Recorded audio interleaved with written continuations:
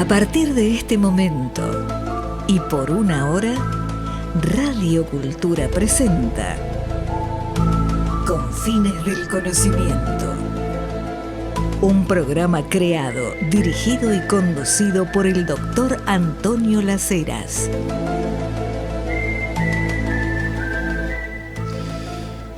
Me pasa seguido en conversaciones de encontrar gente que me dice: yo nunca pensé que el siglo XXI iba a ser esto, nunca pensé que con una videollamada desde Buenos Aires me podía comunicar una hora con alguien que estaba en Madrid, un videollamado transatlántico, y me costaba cero.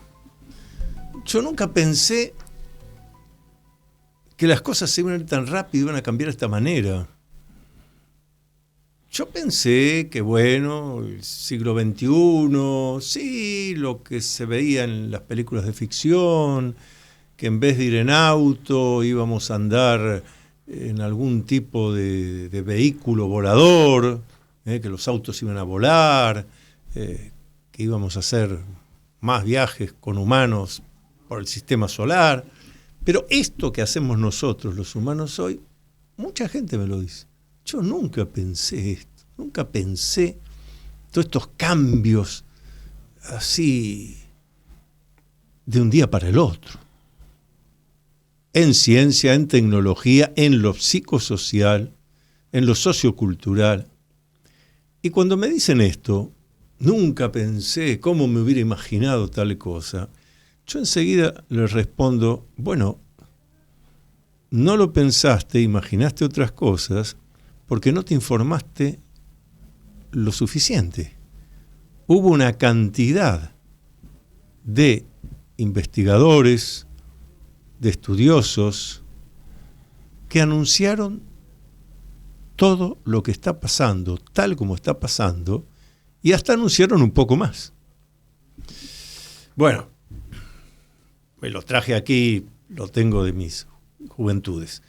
1974, Alvin Toffler publica El shock del futuro. No es un librito, son cientos de páginas escritas en tipografía bien pequeña. Y aquí Alvin Toffler se ocupa de cómo va a ser la sociedad, cómo va a ser la familia, cómo va a afectar este hecho de que tenemos más expectativa de vida en buenas condiciones. Cómo eso, fíjense, él ya estudia cómo eso va a actuar de alguna manera en la idea del matrimonio que era para toda la vida, ¿no? Lo que Dios une no lo desune el hombre. Y sin embargo Toffler ya anuncia y dice: esto va a ser que lo que entendemos por matrimonio, vuelvo a decir, publicado en 1974, o sea que lo escribió entre 1972 y 1973. Miren si ha pasado tiempo, 50 años, medio siglo. Y él está diciendo eso, el matrimonio se va a convertir en una cosa más libre, etc. Edward de Bono, yo he tenido la posibilidad de ser alumno de Alvin Toffler y también de Edward de Bono. Y Edward de Bono, además de sus libros, lo primero que nos enseñaba en sus clases, que estaban metodológicamente ordenadas, era: a partir del siglo XXI, la persona va a tener, cualquier persona, se dedique a lo que se dedique, va a tener que aprender a aprender, desaprender y reaprender continuamente a lo largo de su vida. Fíjense el concepto: aprender, desaprender y reaprender. Cantidad de veces a lo largo de su vida.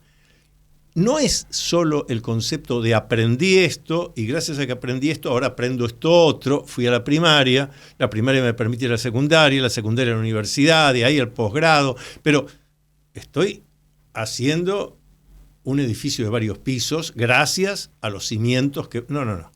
Lo que Edward de Bono nos enseñaba es: usted va a tener que aprender, desaprender y reaprender, o sea, aprender algo nuevo. Eso se ve muy bien con toda la tecnología hoy en día. El que nos dice: no tengo un WhatsApp. Está en un problema para comunicarse. Es que tengo que ir al banco a hacer un trámite, tengo que hacerlo no por la ventanilla donde hay un ser humano, sino poniendo una tarjeta. Aprender, desaprender y reaprender. Y también había un trabajo, en aquella época no se mandaba, no había computadoras para el público en general. Es un trabajo que fue publicado, muy voluminoso. No sé, desconozco si está en castellano, en inglés sí, porque hecho por la Rand Corporation. Y es un estudio de la Rand Corporation diciendo cómo iba a ser el mundo después del año 2000. En realidad el 2001, porque el siglo comienza en el 2001. Y ahí dice algo interesantísimo, en la misma línea de lo de Edward de Bono, pero mucho más intenso. Dice, en el siglo XXI, la gente va a tener que cambiar de actividad, de profesión, varias veces a lo largo de su vida, y da un ejemplo para que no haya dudas de lo que están diciendo. Puede ser que usted se haya recibido de médico, que durante años sea médico y después tenga que dedicarse a ingeniero atómico. Ese es el ejemplo que da.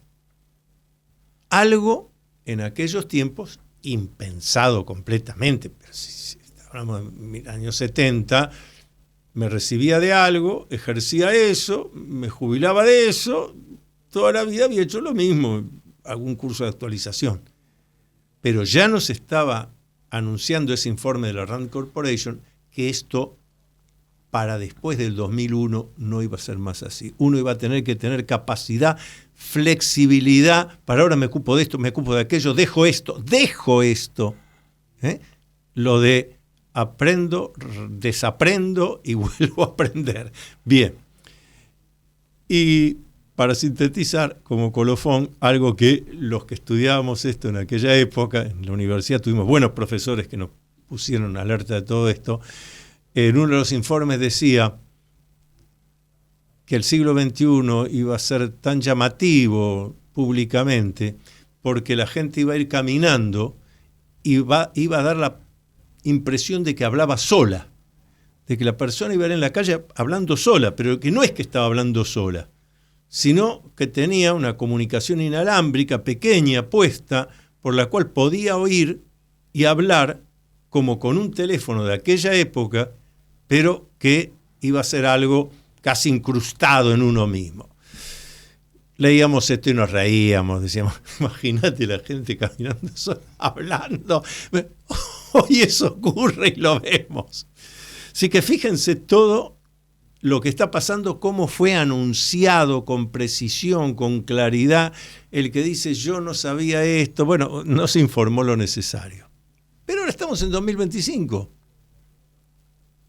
¿Quiénes son los que se ocupan hoy en día? ¿Quiénes son los Alvin Toffler, los Edward de Bono hoy en día que nos están anunciando, señores, esto es así, viene esto, prepárense para aquello? ¿Quiénes son? ¿Dónde están?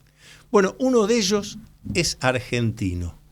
Es el doctor Jorge Giorno, ha escrito este libro, El contrato urbano, se los recomiendo muy especialmente, porque son pocas páginas, pero es tan preciso y concreto. Yo para iniciar, y después presento a nuestro invitado, voy a leer un poco del prólogo.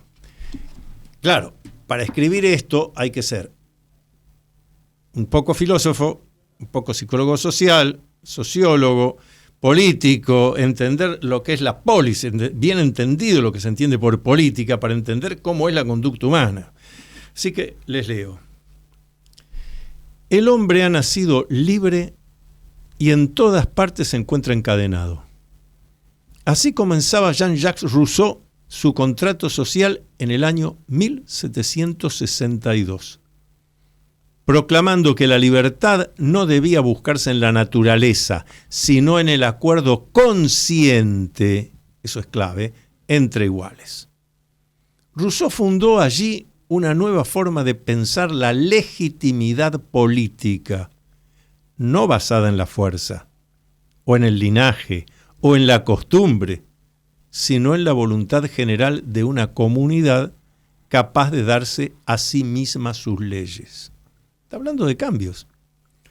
3 siglos después, sigue diciendo Jorge Giorno acá en este libro El contrato urbano, que tiene un subtítulo, Manifiesto para la democracia que viene. Por eso es bravo esto que vamos a hablar hoy, porque estamos hablando de la democracia que viene. Alguien va a decir, pero democracia y democracia, ¿cómo? Vamos a ver. Vamos a ver. Tenemos acá al Olvin Toffler de hoy en día. 3 siglos después, el contrato ha sido incumplido. Las instituciones que debían garantizar igualdad, libertad y fraternidad derivaron en partidocracias cerradas, burocracias sin alma y democracias cada vez más fatigadas. La representación se ha vuelto distante. Los partidos son estructuras verticales que ya no representan ni organizan, y la ciudadanía oscila entre la apatía y la intemperie. Cualquiera de nosotros que lee esto dice, me siento identificado. La política parece encerrada en una arquitectura vieja, incapaz de albergar las preguntas del presente. Pero la historia no se detiene y sigue. Lo tenemos hoy acá el doctor Jorge Giorno, un currículum muy extenso, fue presidente de la Sociedad Argentina de Escritores, es escritor, ha sido 2 veces diputado de la ciudad, ha ocupado distintos cargos políticos, pero siempre vinculados a las cuestiones que hacen a la sociedad. Y esta noche tenemos la posibilidad, lo hemos traído aquí al doctor Jorge Giorno. Buenas noches, Jorge, gracias por estar hoy acá con nosotros. Buenas noches, Antonio Las Heras, muchísimas gracias por la invitación. La verdad que compartir esta noche contigo va a ser extraordinario, siempre es un duelo intelectual el nuestro, y le apostaremos a eso. Gracias por invitarme y muchas gracias por la introducción. Es que la introducción, como te dije previamente, presta atención a lo que voy a decir porque no tiene nada que ver con amistad ni con nada. Estoy diciendo exactamente lo que pienso y soy capaz de defender esto que pienso, pero lo estoy fundamentando. Por ejemplo, antes de empezar el programa me estabas diciendo esto de cómo en el mundo, este dato es interesantísimo porque yo no lo he visto publicado, en el mundo la humanidad está ocupando prácticamente todas ciudades, ¿no? Me diste unos porcentajes interesantísimos. Sí, en este momento más o menos en el mundo habitan 8.000 millones de personas. Sí. Uno de los últimos informes de Naciones Unidas nos dice que entre el 60 y el 70% de la población mundial vive en los centros urbanos. 60-70%. Sí. Eso quiere decir que de los 8.000 millones, 5.000 millones de personas en este momento ocupan el 4% de la superficie del planeta. Porque si nosotros juntamos la superficie de todas las ciudades, es nada más que el 4% de la superficie de nuestro planeta. Esto es lo que está provocando cambios profundos, por supuesto que en las relaciones humanas, sí, pero también en el desarrollo social, en el desarrollo político y en el desarrollo económico de la humanidad. A mí me conmovió el dato, porque siempre lo que estamos escuchando, sobre todo ciertas hipótesis conspiracionistas, que el planeta ya no da abasto, que el planeta está lleno de humanos por todos lados, y vos estás demostrando categóricamente que en realidad hay mucha parte del planeta Tierra que no tiene humanos. Exactamente, y eso lo notamos en nuestro país. Nuestro país en eso lleva también la avanzada, aunque parezca mentira. Ajá. Porque del último censo se desprende que el 85% de la población de nuestro país es urbana. 85%. ¿Me explico? O sea, la mayoría de la gente en nuestro país vive en ciudades, pero eso es simple. Es porque el campo ha incorporado tecnología y así se ha transformado en expulsor de mano de obra. Ajá. Y lo mismo está sucediendo con la industria. La industria se ha automatizado y de esa manera está expulsando mano de obra. Y toda esta gente migra a los centros urbanos. Migra a los centros urbanos buscando trabajo y calidad de vida. Una calidad que no encuentra en sus lugares de origen. Claro, por eso tu libro es El contrato urbano. Claro, está haciendo especificidad en la ciudad, en la urbe. Eso tiene que ver con el concepto de Juan Jacobo Rousseau, que hace 300 años lo que él enuncia es para una sociedad que era el 90% agropecuario, o sea, la gente vivía en el campo y solamente el 10% de la población de ese momento vivía en los burgos. Y además era una población tremendamente desconectada unos de otros. Las informaciones circulaban de una manera muy lenta y eso es lo que obligaba para tener toma de decisiones a buscar representatividad para poder llevar adelante los buenos gobiernos. Esto es lo que propone Rousseau. El mundo cambió, pasaron 300 años y ese pensamiento se transforma en obsoleto. ¿Por qué? Porque hoy la ecuación es inversa. Hoy la mayoría de la gente vive en ciudad, estamos todos hiperconectados, no conectados, hiperconectados, y al mismo tiempo todos nosotros estamos afrontando nuevos desafíos de generación de empleo, aplicación de nuevas tecnologías, lo que decías al principio, que una persona va a tener que estudiar distintas carreras a lo largo de su vida, tiene que ver con esto de el aumento de la expectativa de vida, pero al mismo tiempo de la incorporación de la evolución de nuestra sociedad en nuestra vida, lo que nos obliga a adquirir nuevos conocimientos permanentemente. Eso genera trabajo, genera empleo y al mismo tiempo genera mayor calidad en la toma individual de decisiones de cada uno de nosotros, transformando en obsoleta la delegación y al mismo tiempo llevándonos a recuperar el concepto de democracia directa que tenían los griegos. Vamos a hacer la primera pausa del programa y seguimos dialogando con el doctor Jorge Giorno sobre este nuevo contrato urbano. Presten atención porque en lo que nos hemos metido es en entender cómo está la sociedad hoy y hacia dónde vamos. Por eso es tan importante esto. Hacemos primera pausa y seguimos. Todas las actividades del doctor Antonio Las Heras, investigaciones, cursos, libros publicados, conferencias, están en su web www.antoniolaceras.com. Entonces, recuerda visitar www.antoniolaceras.com.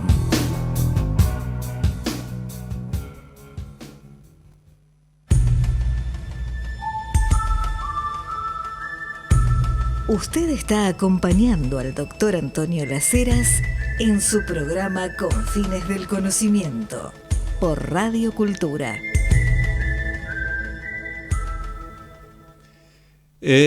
Seguimos dialogando aquí con el doctor Jorge Giorno, pero tengo interés en leer un poquito más del prólogo de este libro, El contrato urbano, manifiesto para la democracia que viene. Eso de democracia que viene me llama mucho la atención. Leíamos, pero la historia no se detiene. En medio de ese colapso silencioso emerge otro fenómeno, la ciudad, como nuevo escenario político y vital. Allí donde el contrato nacional se deshilacha, presten atención a lo que estamos leyendo, allí donde el contrato nacional se deshilacha. Estábamos acostumbrados contrato nacional, la nación. Bueno, ahora nos vas a explicar esto. Lo urbano se vuelve espacio de invención, refugio, conflicto y creación. Más humano imposible. No lo puede hacer ningún animal, ningún vegetal. Las metrópolis concentran saber, diversidad, trabajo, precariedad y posibilidad. Allí se inventan formas de trabajo que escapan a la fábrica, formas de ocio que producen sentido, formas de organización que prescinden de los intermediarios tradicionales. La ciudad ya no es solo un lugar, es una comunidad política latente en busca de reconocimiento y poder.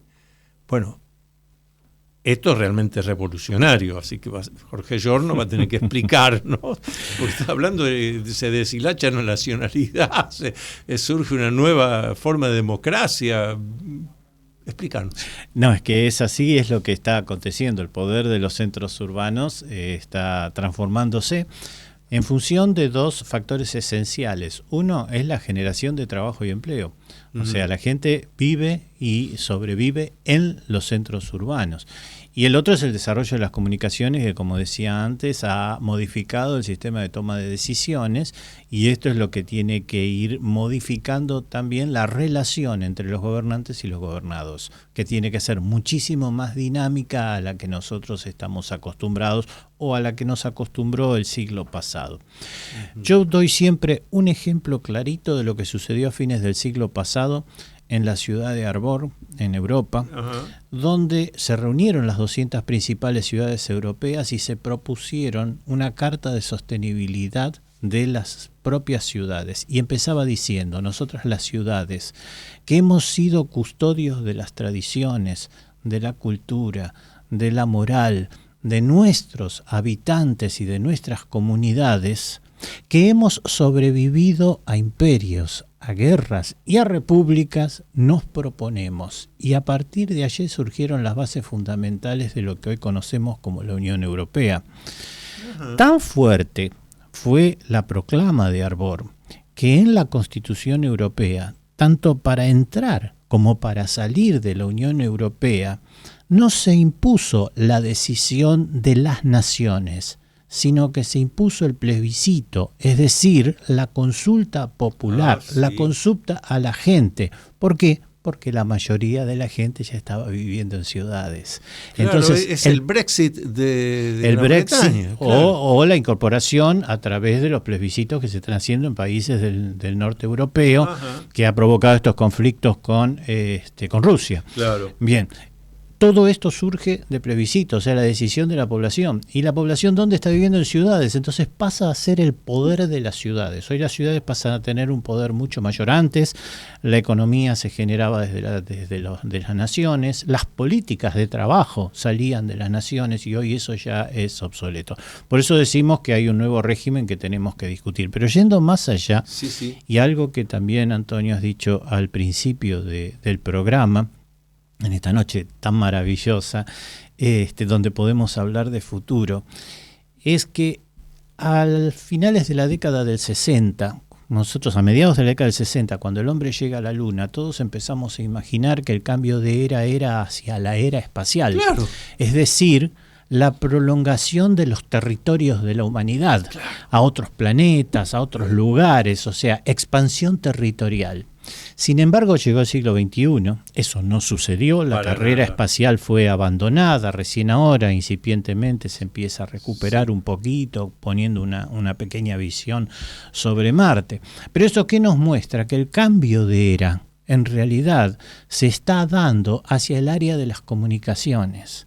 Nosotros vamos a la era de las comunicaciones, no a la era espacial como se pensaba a fines del siglo pasado. Sí. Y eso marca una diferencia fundamental en el concepto, porque como bien decías, y Toffler y otros pensadores imaginaban hace muchos años con respecto al uso de un teléfono celular y de una persona hablando sola en la calle, hoy podemos intercomunicarnos todos nosotros, las distancias han sido vencidas por las comunicaciones, y al estar vencidas por las comunicaciones, las distancias, lo que han ido desapareciendo son las fronteras. Y ahí es cuando entran en crisis las naciones, porque la comunicación permite, por ejemplo, que más allá de las Naciones Unidas se cree una organización a nivel mundial llamada Ciudades y Gobiernos Locales Unidos. Eso existe. Sí, 3.000 ciudades que están en red trabajando, pensando en el futuro de la humanidad y el desarrollo de la humanidad. En ese caso, por ejemplo, la Ciudad de Buenos Aires, yo tuve el honor y el gusto de compartir la conducción junto con la ciudad de Durban de la Unidad Temática de Planeamiento Estratégico del CGLU. Sí. Pero esto es porque están surgiendo también, por el hecho de la construcción de poder de los centros urbanos, nuevas organizaciones que representan, que trascienden incluso a las naciones. Claro, un aspecto que por lo menos yo, analizándolo desde mi propia perspectiva, así, de la vida cotidiana. Es cierto, como vos señalaste, y yo también dije al principio, bueno, las comunicaciones hoy, me puedo comunicar por una videollamada, nosotros estamos acá en Buenos Aires con alguien que está en Madrid. Pero hay otro hecho interesantísimo, una variable fundamental. Recuerdo, antes de la pandemia, me llaman a un programa de radio, un grupo de periodistas jóvenes, graduados en periodismo, y en un momento dado, por alguna razón, o sea, digo, gente formada, por alguna razón salió el tema de lo que cuesta hacer cosas a la distancia. Y entonces yo les dije, miren que yo vengo de una época en que mi padre decía, bueno, ya se acerca el verano, vamos a ir a veranear unos días a Mar del Plata. Entonces agarraba el teléfono negro, marcaba 0, hablaba con la operadora y le decía, bueno, demora para Buenos Aires, Mar del Plata, 4 horas, por ejemplo. Pero eso no era solo, sino que después había que hablar muy breve con el hotel, porque la llamada costaba una fortuna. Termino de decir esto, miro a los entrevistadores jóvenes y se quedaron todos. Digo, ¿qué están esperando? Porque no me hablaban, yo esperaba que ellos me dijeran, bueno, mire cómo cambia. Hasta que uno de ellos me dice, y que haga el remate del chiste. Claro, para estos muchachos, lo que yo estaba diciendo era imposible que eso hubiera ocurrido. Entonces pensaban que era un chiste, que ahora venía el remate donde yo hacía mi humorismo. No, digo, todo esto ocurría, hablen con sus padres, con sus abuelos. Esta cosa es clave. No es solo que las comunicaciones hoy se han facilitado, sino que el costo, lo del WhatsApp que dije, hablas 1 hora por WhatsApp con Madrid y el costo es 0. 50 años atrás hacías lo mismo por teléfono 1 hora y el costo era qué departamento vendemos para pagarle a la Unión Telefónica. Esto es maravilloso, ha mejorado todo, ¿no? La comunicación en ese sentido, al bajar no solo la velocidad, sino el costo. Lo que pasa, Antonio, es que no descubrimos otros planetas. Lo que descubrimos, la humanidad descubrió, es el ciberespacio. Sí. El ciberespacio es un espacio virtual sin límites, que hoy lo estamos ocupando y lo estamos conquistando de a poco. Tanto es así que ya hace unos años se empezó a discutir el concepto de la independencia del ciberespacio. Importantísimo. Ya se han empezado a construir reglamentaciones para el uso del ciberespacio, porque todo lo que nosotros hacemos genera datos, y esos datos van a una nube. Y esos datos generan tendencia y esos datos permiten que otros también tomen decisiones por nosotros de qué es lo que nos acercan o no nos acercan en el mundo digital. Y todas estas cosas lo que nos llevan es a un nuevo desafío en la calidad de legislación, en la calidad de relación con los centros de poder, hasta en la colegiación de los propios colegios profesionales, hasta dónde van a estar las incumbencias, o sea, todo lo que va a ir apareciendo de acá en adelante. Es el gran desafío que tenemos, conquistar el ciberespacio. Eso nos lleva a otro dato importante que también vos lo señalás, pero que es clave. Gente como los que estamos aquí en el programa de radio, hoy haciendo la radio, por la edad cronológica que tenemos, nosotros ya hemos recibido más estímulos externos, gracias al ciberespacio, que todos los estímulos externos que recibió la humanidad desde que salió de la caverna. Hay trabajos hechos sobre esto, porque claro, en un solo día recibimos más estímulos externos que nuestro abuelo durante 5 años. Y un control que hay, que es lo que vos estás señalando, y eso hay que estar alerta. Me hiciste acordar otra anécdota. Me pongo a escribir un artículo sobre una región en particular de la India. Y tuve que meterme en Google para buscar ciertos datos. Bueno, muy bien. Escribo el artículo. En las 48 horas siguientes, en mi mail, en mi Instagram, en mi Twitter, empieza a aparecer cantidad de publicidad de viaje a esta edad, viaje a esta edad. Yo decía, Y después dijo, claro, si yo googleé este lugar, yo no tenía ningún pensamiento de ir a la India. Era para escribir ese artículo. Pero me empezó. Ahora, me estaban controlando, es evidente. Hay que hacer algo con eso.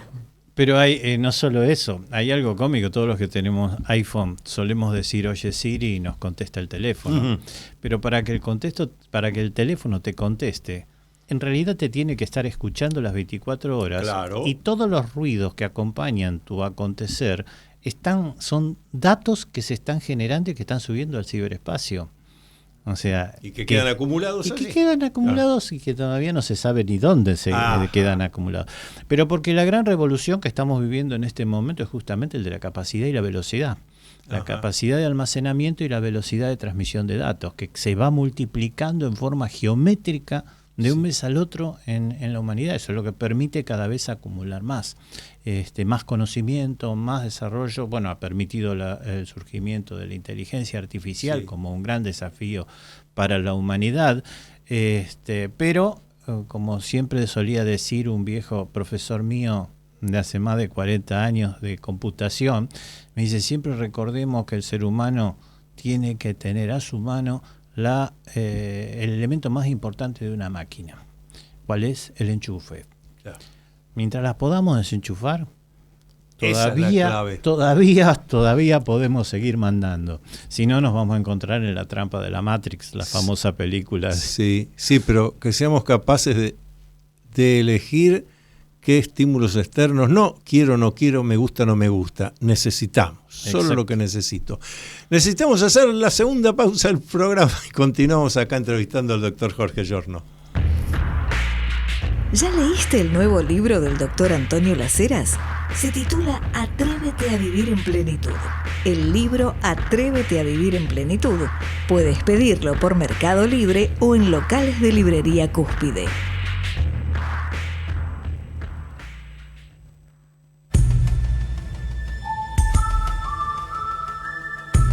Usted está acompañando al doctor Antonio Las Heras en su programa Con Fines del Conocimiento por Radio Cultura.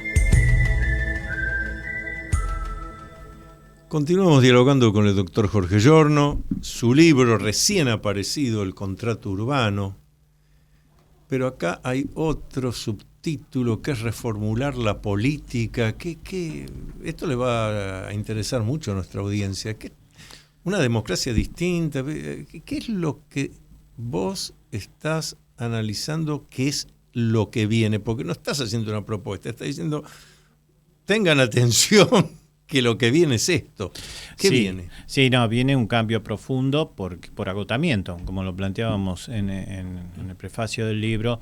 Realmente pensar en un mundo tan hiperconectado, con saltos de 2 y 4 años para elegir nuestros representantes, es estar siempre atrás de los problemas y no ponernos delante de los problemas. Tiene algo que ver también con esto de que nosotros estamos acostumbrados a atender las consecuencias, o sea, buscamos líderes que arreglen los problemas que fueron creados en nuestro pasado inmediato, cuando en realidad nosotros lo que vamos a tener que empezar a seleccionar son representantes y líderes que se animen a mirar para adelante y anticiparse a los problemas para que no haya gente dañada. Cuando nosotros planteábamos el tema de la incorporación de la automatización en nuestras industrias y la expulsión de mano de obra, que sucedió en la Argentina en la década del 90, la consecuencia de la incorporación de esas nuevas tecnologías y del sistema económico de integración al mundo fue una gran cantidad de gente desocupada. Cuando en realidad en otros países no sucedió eso, porque tuvieron dirigentes que se anticiparon y capacitaron a la gente que iban a tener que despedir para buscar los nuevos empleos y las nuevas oportunidades de negocio. Entonces no tuvieron el bache de la desocupación. Y cuando estamos hablando del bache de la desocupación, estamos hablando de una generación que de golpe ve su futuro destruido. Nosotros hoy en Argentina estamos viviendo ese problema. Tenemos generaciones que tienen su futuro destruido por falta de visión estadística de nuestros políticos. Entonces la nueva democracia tiene que ser eso, pensadores de futuro. los nuevos congresos de nuestra democracia tienen que nuclear a las personas que se animen a pensar el futuro y a anticiparse a los acontecimientos. Y por el otro lado, ejecutores cotidianos, como serían los gobernantes, que empiecen a trabajar en nuestro presente. Claro, pero dicho así es óptimo, pero lo primero que se me ocurre es, sí, pero esos gobernantes entonces tienen que estar capacitados, entrenados en todos estos conocimientos que vemos acá en tu libro, en el Contrato Urbano, para entender lo que viene, porque no cualquiera está capacitado para eso. Y si tengo que gobernar, tengo que tener a mi alrededor y yo mismo, claro, este criterio. Venimos de eso, para cambiarlo, vamos para allá, requiere todo un entrenamiento mental. Es una revolución cultural que necesita la Argentina. Ahí está, esa es la palabra, revolución cultural. Es una revolución cultural. Correcto. Mira, hay una frase que acuñó Sarmiento cuando llegó como presidente. Él lo primero que encaró fue un censo para saber cómo estaba. Y se dio cuenta cuál era el principal problema que tenía la Argentina, era el analfabetismo. Sí. Y él no salió a decir debemos elegir buenas personas, sino decir necesitamos educar al soberano, porque el soberano es la gente. Bueno, esa es una frase clave de Sarmiento. Hoy nosotros tenemos que reeducar al soberano. Sí. Y esto es lo que nos pasa, incorporarlo a los nuevos sistemas culturales, porque nosotros todavía venimos con sistemas que son antiguos, que están fuera de foco, que no incluyen la digitalización, que no incluyen la informática, que no incluyen la dinámica de toma de decisiones. Yo les pongo un ejemplo. Miren lo que es el movimiento del dinero. Todos nosotros venimos acostumbrados, a aquellos que cobran un sueldo, a cobrarlo todos los meses, a aquellos que tienen un negocio, abrir su negocio, tomar el dinero, generar sus ingresos y esperar al día siguiente. Sin embargo, hay otro mundo, un mundo virtual, donde uno, con su teléfono, puede invertir el dinero a las 8 de la mañana o 10 de la mañana en la República Argentina, pero a las 6 de la tarde puede salirse de esa inversión e ir a una inversión en Oriente. Y de Oriente se puede ir a una inversión europea y después volver a hacerlo en la Argentina con el mismo dinero, sin movernos de acá de nuestra ciudad. ¿Por qué? Porque vamos moviendo el dinero al ritmo en que se va moviendo el mundo alrededor del día y la noche. Y eso es un desafío extraordinario. Por eso también requiere un entrenamiento, alguien te tiene que enseñar. Es que esto es educar al soberano. Ahí está, claro. Vamos a la misma frase. Y la toma de decisiones políticas sucede exactamente igual. Ajá. Nosotros no podemos esperar a hoy a la mañana a ver qué pasaba en los mercados, porque ya ayer, después de las elecciones, estábamos viendo lo que estaba pasando con las criptomonedas y ya sabíamos y podíamos anticiparnos de lo que iba a pasar hoy con el valor del dólar, o mañana o pasado. Claro. Y estas son las cosas que tenemos que tener cuidado, porque ahí es donde tenemos que empezar a educar a la gente para que se mueva intelectualmente de una manera mucho más dinámica y más rápida. Sí, actualizado. Vuelvo a lo de Sarmiento. En ese debate donde él dice, sí, claro, el poder está en el pueblo es el soberano, pero primero hay que educar al soberano, ¿no? Porque si el soberano no está actualizado, no puede discernir, estamos en un grave problema. Por un lado tenemos un grave problema actualmente, pero también tenemos una gran ventaja, que los tenemos todos juntitos en las ciudades. Bueno, sí, ese tema es clave. Y ahora, ¿cómo pensás vos que va a ir fluyendo, no solo en la Argentina, hablamos de todo el mundo, con las ciudades? ¿Cuáles son los cambios que vos nos podés adelantar? Tengan cuidado porque lo que viene es esto. No, tengan cuidado, no, al contrario, yo imagino un futuro venturoso. Excelente. Yo lo que creo es que el hecho de que la humanidad haya virado hacia el sistema capitalista nos da un montón de probabilidades. Distinto sería si hubiéramos quedado entrampados o en la lucha entre los dos sistemas, el capitalismo y el comunismo, o en el propio comunismo o socialismo, que ha demostrado su ineficacia en la humanidad. El hecho de estar en el capitalismo nos pone en un lugar muy distinto lo que son las decisiones individuales y los emprendimientos privados, que muchas veces por ineptitud de las partes gobernantes, avanzan más rápido que los propios gobiernos. Uh-huh.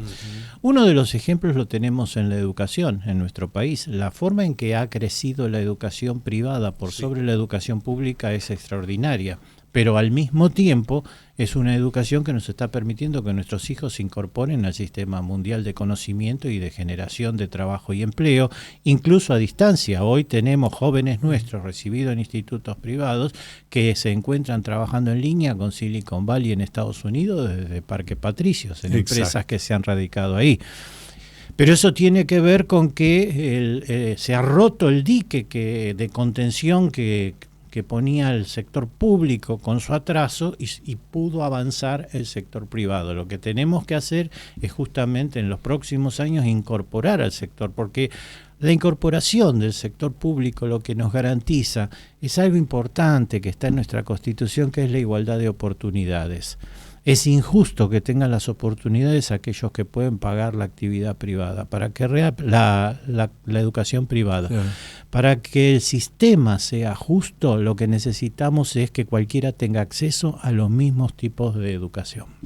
Estaba leyendo los mensajes que nos van llegando y hay 3 en la misma línea que dicen que interesantísimo lo que dice el doctor Giorno, muy bueno, pero que está haciendo hincapié en los jóvenes. Entonces, nota que 3 personas que me han escrito, sí, acá algo dicen, así que personas mayores, dice, ¿qué hacemos nosotros? ¿Nos jubilamos? ¿Qué hacemos? No, la jubilación es algo anecdótico. Yo creo que si estamos hablando de una expectativa de vida en este momento, de 90 años promedio, exacto, lo que estamos pensando es que la gente va a seguir trabajando, va a seguir. Más porque sabemos que el sistema previsional está colapsado. El sistema previsional en nuestro país por lo menos es inviable. Uh-huh. Está en crisis el sistema previsional en el mundo justamente por la expectativa de vida. Antes nos parecía mucho 30 años de aporte para poder tener 10, 15 años de sobrevida con una pensión, y hoy en día 30 años de aporte para mantener otros 30 años es una locura. En eso es en donde tenemos que empezar a pensar actividades que incluyan a la gente. Acá, exactamente. ¿Cómo me entreno? ¿Cómo hago porque los jóvenes hacen los cambios? Pues es el planteo que hacen acá de lo que estás diciendo. Los jóvenes van a hacerlo así, pero nosotros que ya hemos llegado a esta edad avanzada y ahora nos encontramos con este mundo, ¿cómo nos reentrenamos? Bien hacer la pregunta. Algo que has dicho al principio y que tiene que ver con esto es el ejemplo de la medicina. Antes un médico se recibía y a partir de allí empezaba a hacer su prestación como médico y nunca más se actualizaba y se jubilaba de médico a los 60 años, 65 años. Hoy no, hoy tiene que estar estudiando permanentemente. Sí. Bueno, eso pasa en todas las profesiones y en todas las actividades. Ahora, cuando se da ese sistema de lo que nosotros llamamos educación permanente, lo que va sucediendo es que las personas que tienen experiencia se transforman en imprescindibles para transmitir esa experiencia. Entonces, la educación y la capacitación es la fuente en la cual van a generarse los empleos que esta gente va a tener, para capacitar a los que vienen atrás en este camino evolutivo. Porque es un camino que vamos a transitar todos. Y esto se va dando en todas las áreas, no solo en los ámbitos profesionales, se va dando en las empresas. Hoy, quien piense construir una empresa para legársela a sus hijos está loco. Claro. ¿Por qué? Y porque la vida media de una empresa es de 10 a 15 años. Claro. O sea que cuando uno tiene éxito en una empresa, ya tiene que empezar a pensar la siguiente. ¿Cuál va a ser la próxima que hago? Y una vez que logró la próxima, tiene que empezar a pensar la siguiente, y cuando se da cuenta ya está en los 90 años. Claro. Entonces, ahí es donde nosotros tenemos el cambio fundamental. Se acaba esto de que yo me retiro. Eso por un lado. Ahora, fundamental. Si logramos generar un sistema de acumulación que permita, como sucede en algunos países del mundo, pagar buenas pensiones, entonces automáticamente la gente que cobra ese dinero es la que se transforma en consumidor. Y ahí es donde entra la industria del ocio.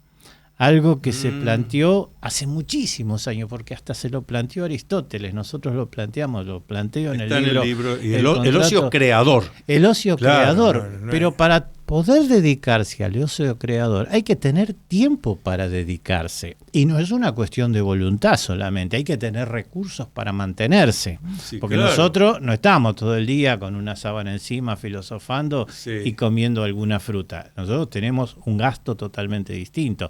Entonces, en función de eso, el ocio se transforma en una de las principales industrias.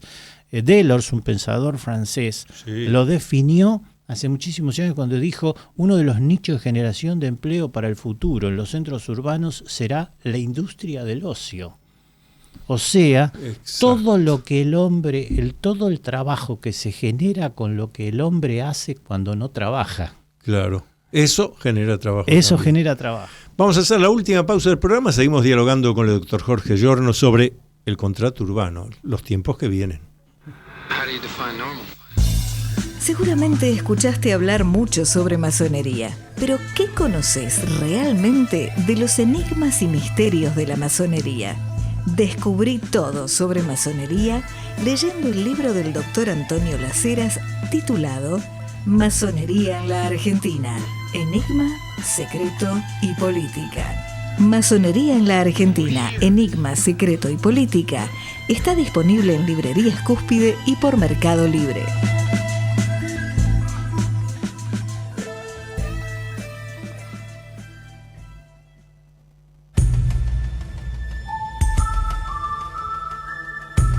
Usted está acompañando al doctor Antonio Las Heras en su programa Confines del Conocimiento por Radio Cultura. Obviamente hoy también terminamos acá el programa, nos vamos tranquilos caminando, estamos cerca aquí en Radio Cultura, nos vamos caminando hasta el Club del Progreso Restaurant, Sarmiento 1334, porque es un lugar, bueno, Jorge Giorno lo conoce, el Club del Progreso también. Y se come muy bien. Bueno, y lo otro que suelo decir es que cuando estuvo la doctora Amelia Imbriano también destacó eso. Las mesas separadas, la tranquilidad, podemos conversar lo que necesitemos, nos atienden bien, ese ambiente de comienzos del siglo XX, muy bueno. Pero yo digo Club del Progreso Restaurant porque termina el programa, vamos para allá, pero pueden desayunar, almorzar. Si van a ir a hacer la merienda, vayan sin almorzar, porque realmente es un almuerzo y merienda. Es excelente, es excelente. Y lo decimos porque la verdad estamos muy contentos y satisfechos. Ahí cerca del Obelisco, Sarmiento 1334, de lunes a lunes, sábado, domingo también. Bueno, estas cosas también tienen que ver con lo que ocurre en la ciudad, ¿no es cierto? Sí, claro. Como un lugar, estamos hablando del Club del Progreso, que está todavía allí la mesa donde le hicieron los últimos, intentaron reanimarlo a Leandro Alem cuando se suicidó pegándose un tiro, pero precisamente porque iba a cenar al Club del Progreso. En aquella época, un lugar de reunión de intelectuales. Hoy también es necesario encontrar espacios para que la gente pueda reunirse a conversar, pensar. ¿Cómo va eso en el contrato urbano que propones? Bueno, nosotros lo que proponemos es que empiezan a surgir nuevas ideas, nuevas usinas de pensamiento. El Club del Progreso es un ejemplo de lo que ha sido ello. Recordemos que en el bar del Club del Progreso es donde Alfonsín pergeñó su candidatura presidencial en plena época de la eso no dictadura. Conocía. Claro. Con razón, él era socio del Club del Progreso. Era socio del Club del Progreso. El doctor Alfonsín. Sí. Y ahí fue donde comenzó. Y ahí fue donde comenzó una gesta que terminó con la presidencia de la Nación. Sí. Realmente son situaciones que uno tiene que siempre reivindicar, porque ahí es con donde van apareciendo las ideas. Yo no creo en la vanguardia iluminada. Correcto. O sea, la vanguardia iluminada es un concepto erróneo que utilizamos en la década del 70. Yo creo más en la generación de usinas de pensamiento, en en volver a armar lo que en algún tiempo fue el Bar La Paz, que ya no existe más, donde nos sentábamos a discutir política, a discutir el futuro y a discutir cómo podíamos hacerlo. Y donde, esto, escribí una nota que salió en la prensa también, donde el insulto, para los que no conocen, Bar La Paz estaba en la Avenida Corrientes, el lugar donde nos reuníamos justamente a discutir. Y el peor insulto que había no era mencionar a la madre, no. La forma de descalificar a otro era decir, mirarlo acá, supongamos que acá está tal Pedro, y entonces Pedro dice tal cosa, y entonces yo lo miro a Jorge y digo, ¿cómo se nota que Pedro no leyó a tal? Si no haber leído tal libro, tal otro, no haber leído lo último de Sartre, bueno, eso te descalificaba. Mirá cuál era el insulto, ¿vos te acordás? Sí, claro que sí. Claro que sí, porque bueno, lo que se valorizaba justamente era la palabra escrita. Sí. Y cuando digo la palabra escrita no digo el libro impreso, que son dos cosas distintas. Hoy tenemos el acceso a través de los libros digitales a una biblioteca extraordinaria a nivel mundial, en el idioma español además, que es el idioma más rico que existe, con una variedad de pensamientos y una variedad de razonamientos de lo que va a ser el futuro, que es inconcebible que no lo consumamos. Resulta inconcebible. Hoy aislarse mirando tanta televisión, que ya es el pensamiento estático, sí. Porque no es dinámico, es estático. Sí. Y evitarnos el disfrutar un libro, el poder disfrutar de la palabra escrita, creo que es un error. Entonces estamos en el tema de la necesidad de generar grupos de pensamiento creativos. Sí, por supuesto, y que se animen a pensar el futuro. Volver a surgir las famosas peñas de pensamiento que nosotros creo que en eso somos precursores, porque buscamos hacerlo a través de los nuevos medios. Cuando yo estoy planteando lo de CGLU, por ejemplo, estamos hablando de 3.000 ciudades, pero no esperamos a reunirnos, nos reunimos en forma virtual. Claro, ya no hay necesidad de ver cuándo nos encontramos en tal punto del planeta. O, por ejemplo, el Club Político Argentino. El Club Político Argentino está integrado por más de 300 políticos de nuestro país que estamos interconectados a través de un sistema de mails donde todos nosotros escribimos nuestros pensamientos, publicamos nuestras notas, las comentamos entre nosotros, nos criticamos cuando es necesario, disentimos cuando no estamos de acuerdo, pero nos vamos nutriendo de una forma mucho más dinámica. Yo diariamente debo recibir entre 15 y 20 mails del Club Político Argentino, y como ellos existe a nivel América, Mercociudades. Mercociudades es una organización que, si bien cada tanto se reúne en forma física, se utiliza las redes para interconectarnos y para interconectar las distintas áreas de gobierno. Y eso es lo que tenemos que empezar a fomentar.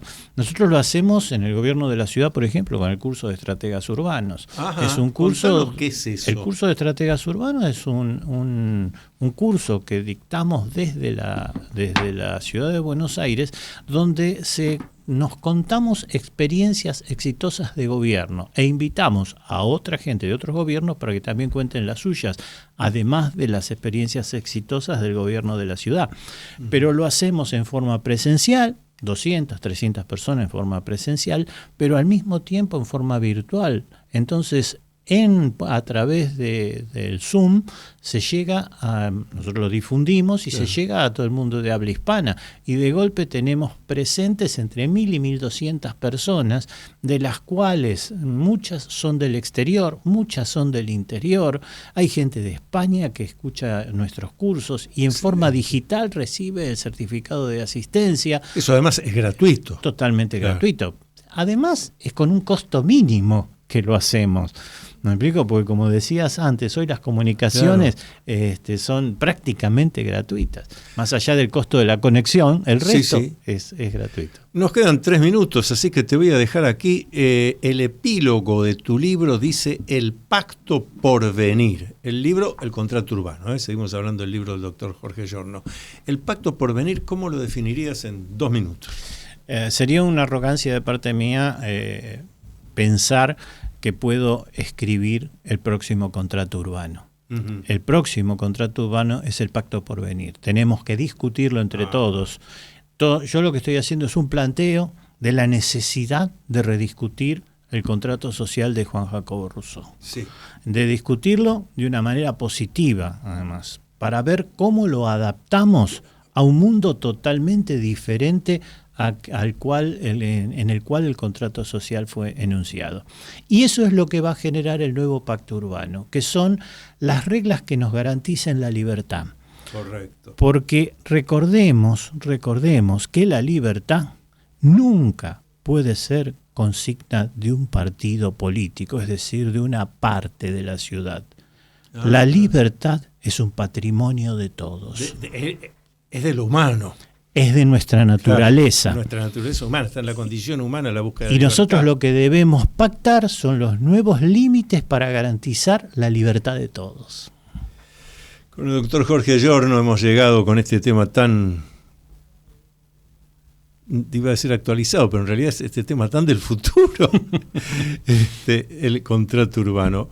Nosotros regresamos miércoles que viene, 20 horas, aquí por Radio Cultura. Le vamos a agradecer mucho a Leonardo Justi, equipo técnico que tenemos dirigido por Leonardo, excelente, a Viviana del Río, que está haciendo la producción, hoy ayudada con la productora ejecutiva Sandra Venosa. Ah, muy bien. La hemos incorporado acá también en el programa. Muy bien, excelente. Excelente. Volvemos la semana que viene. Luminoso abrazo a todos y cada uno. Hasta aquí, usted acompañó al doctor Antonio Las Heras en su programa Con Fines del Conocimiento. Regresamos el próximo miércoles a las 20 horas por Radio Cultura.